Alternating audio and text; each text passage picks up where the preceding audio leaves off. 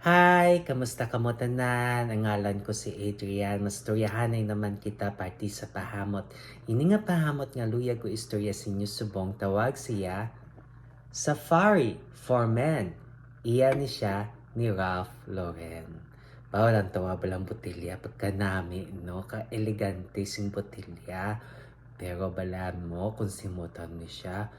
Wow, kasopistikado, klase nga pahamot.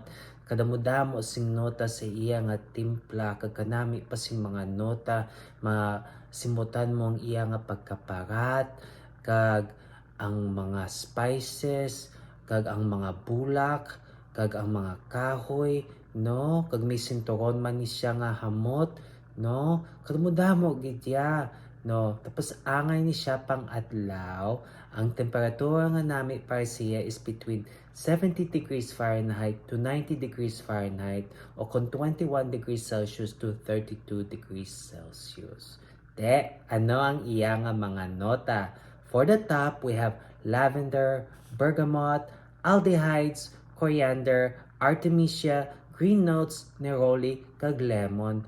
Baw kadamo nota, tapos masinmutan mo gid ang pagkaparat sing bergamot kag lemon, tapos ang lavender ara man, kag ang mga spices nga coriander, kag hindi mo masyado mabalaan kung ano nga berde nga mga nota, kay ginlista lang nila green notes kag aldehyde.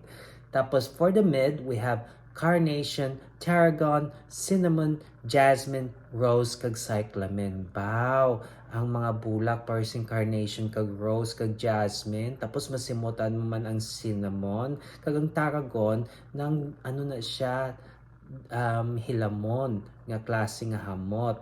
Tapos for the base, we have leather, oak moss, sandalwood, patchouli, musk, cedar, kag amber. Wow! No, ang paha kag ang oak moss kag ang musk ang gahatag siya sing pagkadugay. May ara man siya sandalwood, no, kag amber. Na, kasopistikado klase nga timpla, manamian gid kamo sini.